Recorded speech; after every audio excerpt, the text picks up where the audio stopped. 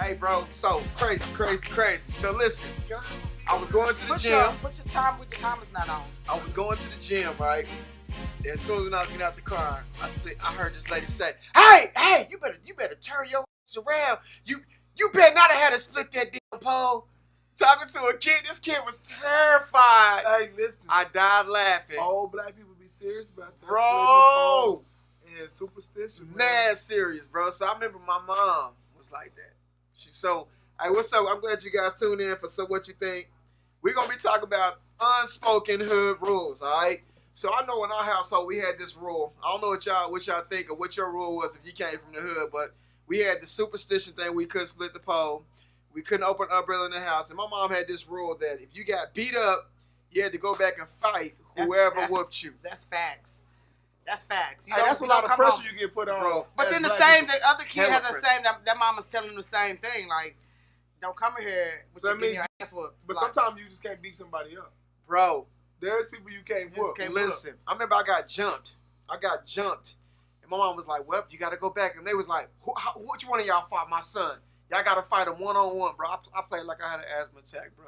Hey, I had to fight 3 dudes. They chased me home, and I had to go back out. My babysitter made me go back outside and fight a one-on-one. I went 2-1 that day.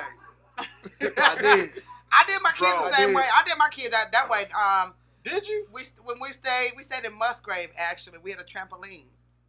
And that means y'all the fun house. We the fun house, so everybody would come, and there would be kids that would be like trying to punk my kids.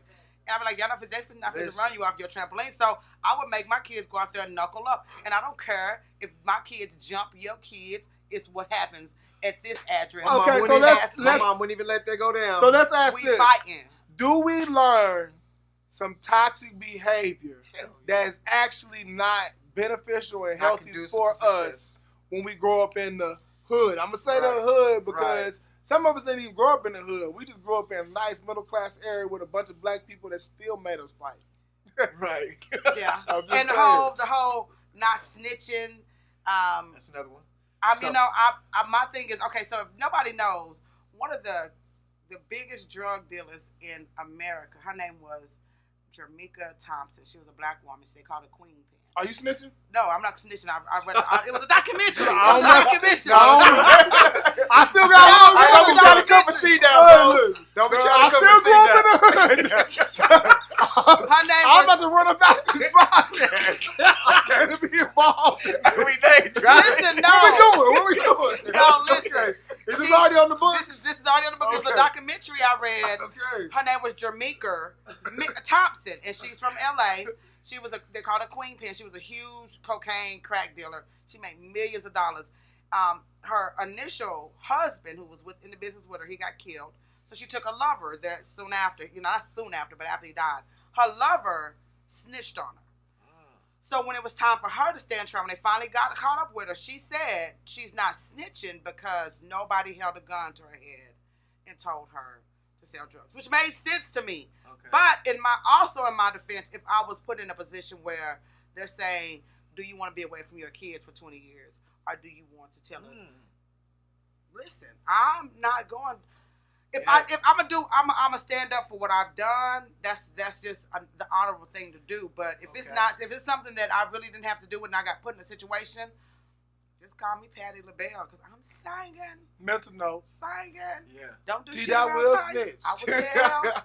That's cool to know. My kids. That's what I want to say, man. My life. We all grew up with the hood rules, not to snitch. But this is my thing. We have to define what snitching is. This is what I feel like snitching is. If you out in the streets, you doing dirt, and you living that life, and you get jammed up, you just take the consequence of what you do. Okay. But if you're just a grandma who live on the block, and you see crime in your neighborhood, that's not snitching. The people in the neighborhood that's living the pole life, we calling people snitches who, I see people look out the window. Look, I'm going to tell you how I was brainwashed. I remember I watched a dude. I looked out my window as a young teenager. I watched this girl run out this apartment with one handcuff on her hand. Chased by a Crip behind her. He chased her down in the middle. Listen, I thought they was getting freaky. But then This fool catch her in the middle of the courtyard in the apartments and set her hair on fire. Whoa. All of us just watched, and nobody said nothing because all of us was brainwashed to think, man, that you ain't no snitch. And my whole life, I'd have been like, hey, that ain't my business. I agree. But now that I've gotten older, I'm like, maybe not me, but somebody probably should have called something. Right. But it's not in me because I was raised that way. Right. But at some point, the people who are civilians out in the world, y'all got every right to call. Now, if we out here doing whatever we doing, we supposed to live by the rules. Right. But regular civilians in the neighborhood. I'm not a criminal. I don't. So you're not held by them rules. Criminal activity. So if you see crime in your neighborhood, if you see somebody breaking into my house, right, call the police. Call the police. That's all I'm saying. It's not snitching. And you know they ain't supposed to be over here. And if you see somebody breaking in their house, you gonna call the police. Listen. Even though I'm saying all this, it's still hard for me to imagine calling the police. But I'm working on it. I'm working on it. But I know I should call the police. I will say I know I should call the police. Even if I don't, I do know that I should call the police. And that's a step. Because there was a time in my life where it would never even cross my mind. Listen, I understand, bro. I'm telling you, I do. So, Tekashi snitched, all right? In the position where he's at, do you feel like he should have snitched considering he put himself in that position? He shouldn't have snitched. He should have took ownership for what he did, served the time that was allotted to him for what he did, and that's it. Nobody else got caught. Right. You got caught, not them. You. Yeah. So I mean, you're in that life. That's what you do. That's your thing. Let me tell you what I think. I think that a lot of y'all out there, because I definitely wouldn't have. I mean, I feel like you got to take your consequences. Right. But let me tell you what I feel like. I feel like a lot of people out there, y'all snitches. Right. You just don't know you a snitch yet. Like, a lot of people don't really know who they are until they put in them situations. A lot of people, I've been in stuff. I've been with cats when we talk about what we'll do when things go down, and then a fight jumps off or a gunshot start happening and they freeze up. They didn't know they was going to freeze up. They didn't know they was a weenie. Yeah. It took they didn't even know they was a weenie. They really thought they was down for all that. But then when stuff started happening, they just reacted how they reacted. So I feel like, man, you really shouldn't be out there living that life. But because if you are, do it by yourself. Right. Because the people that you hang with, they might honestly believe they're not snitches. But then until the time comes. Until somebody starts saying 30 years out of your life. So what are some other unspoken hood rules? I know another one was never backing down. That's one. Okay. If you got beef with one of the peoples, you beef with their whole squad. Everybody. These are always. No. You didn't have that one? No. I mean, maybe because that's gangs. That's how gangs happen. Yeah. Well, I've never been in a gang. Well, I wasn't in a gang. And that's not how females move. I hung with gangs. That's not females they care. I see females because that I could have a problem with somebody who's cool with somebody else in my family, and that's just me and that person's problem. And the way that my family's gonna work is that if I want to come to that person, they're gonna make sure that I can come to that person and still be safe and be done with it. Like, I'm not gonna get jumped. Right. We're gonna, like, if my family gonna let you know, like, it's a fair one. If you jump in, we're gonna touch you too. Straight up. It's just. But let's go past that. Part of when we want to because even that sounds normal. Right. What I'm saying is, no, it's not. I'm gonna tell you, normal. That's not normal because we grow up thinking that this is normal. We grow up thinking that fighting is normal. I'm gonna tell you, I worked in an alternative school, and I was in charge of teaching kids how to deal with violence and anger. Conflict. And my first year there, we would do this every 5 weeks. The first 3 times I taught the lesson, they had to pull me to the side as an adult and say, Mr. Mack, you can't tell the kids that kind of stuff. Like what? Because like I was telling kids, well, yeah, in that situation, you do got to steal on somebody. Like, we would go through scenarios in class. They try to tell you. Right. We would go through scenarios and they'd be like, hit them back. Right. So I'm in here with high school kids that have been kicked out of their school. They're in an alternative school, and we're supposed to be teaching them alternatives. Okay. And then we would do scenarios. And we would get to some scenarios. Well, I would agree with the high school kids. Like, well, yeah, you do gotta knock them out then. So we would have to have meetings. I was like, oh, well, I understand. Heck yeah, you should knock them out. We had to have meetings afterwards. You gotta know how to defend yourself in that type of environment as well. Yes, but That's this is when my mind became open. I went and a teacher told me she had never been into a fight. And I told her that's because you grew up white, middle class, whatever. Right. I started for the next month asking people, all kind of people, have you ever been in a fight with somebody outside of your family? The numbers were higher than I thought. There are so many people who live their life not getting into fights. Exactly. Because they've been raised with other options to think this ain't that big of a deal.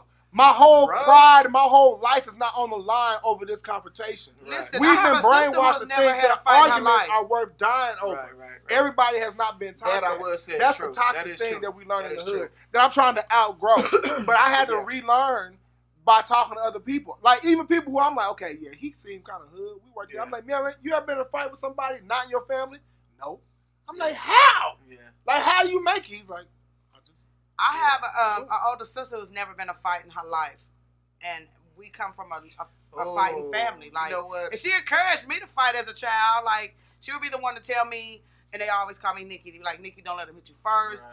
You know, Nikki, don't come here. And, you know, if you ain't won. And that's all toxic. And she never had a fight in her life though. But I felt that she was encouraging, and at the time I felt like my sister was supporting me, and it was a good thing that she was, you know. Now I'm like, why you come out there and fight with me? But do you notice that the whole time we've been noticing that we talking about things we learned in the hood, and it all revolves around violence. Right. We've learned a lot of destructive stuff that we need to unlearn. I am a big supporter of mental health. Ooh, and I am too. I see a counselor. I love therapy. Like, I love it because I think a lot of things that's been conditioned within our beliefs kind of limit who we are.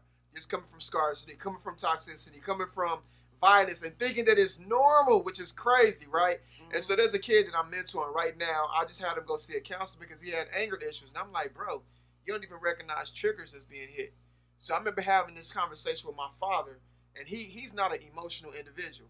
So that would be something that's just an unspoken hood rule, because we are conditioned to not be able to tell our business in a lot of ways, and that also impacts our sense of development. Because we don't want to be judged. We don't want to be judged. Soft, man. Right. Don't cry.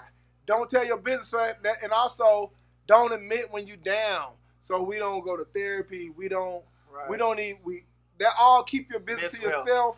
That all leads to our mental health. That's why. But a lot of times in our community, when we say within your family, you go to someone and you say you're having this issue, they have nothing to offer you in that situation.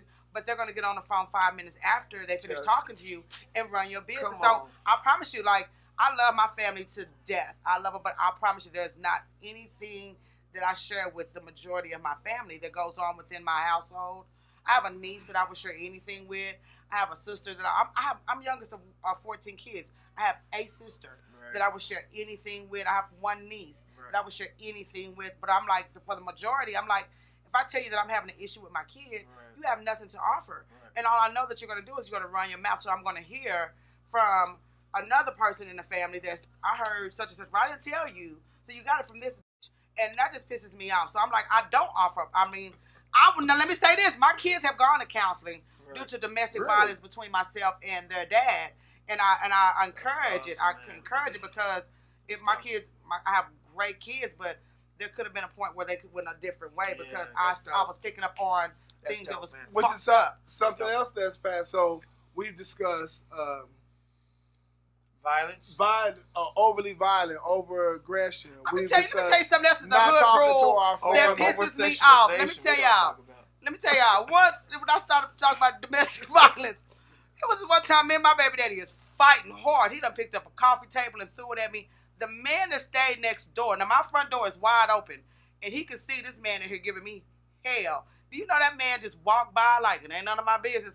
Instead of being a man and saying, get off her. And I get it, like, you don't have to jump in because at the end of the day, if I get back with that man, then you're a problem. We were raised to mind our own business. At the end of the day, I just felt like he should have at least which is the reason why something. Sometimes our communities can decline. But that's the problem. Because we don't speak up when we see things going wrong. We mind our own business to an extent because we love to gossip. Correct. So that's not necessarily mind our own business. If you see me in some out. mind my business, please, and thank you. I'm Yeah. not here for it. Yeah. I don't like to. I would never say I can whoop a man. So, man, help me. Appreciate you guys tuning in. Hey, man, go ahead and comment down below. What are some unspoken hood rules? Also, what are some things that you've had to leave behind that you was possibly taught growing up? Appreciate you guys tuning in. Make sure you like, subscribe, unlearn some preach. things. Unlearn some shit. Definitely unlearn some stuff. And definitely see a counselor, man. If you're not see a therapist, I love mental health. Mental health I is think serious. it's dope, man. You were created to have a renewed mind. You were created to have the best life, but you can't do that if you have a limited mindset. Blunts and Hennessy only gonna fix you so much. People might have to listen to it. I preach. I'm T-Dot. Mack O. Appreciate you guys tuning in. Man, bro. Hey man, I got a partner, man, that my homeboy Sam, that's how he died, man. We were trying to rob him and he just refused to give his shit up. Because we were just raised. Ain't nobody robbing me. Yeah. I'm not giving my stuff up. Yeah. So instead of, it's Just two of give it y'all up. and Yeah. you got a gun. I'd rather die over whatever I got in my pocket. Real.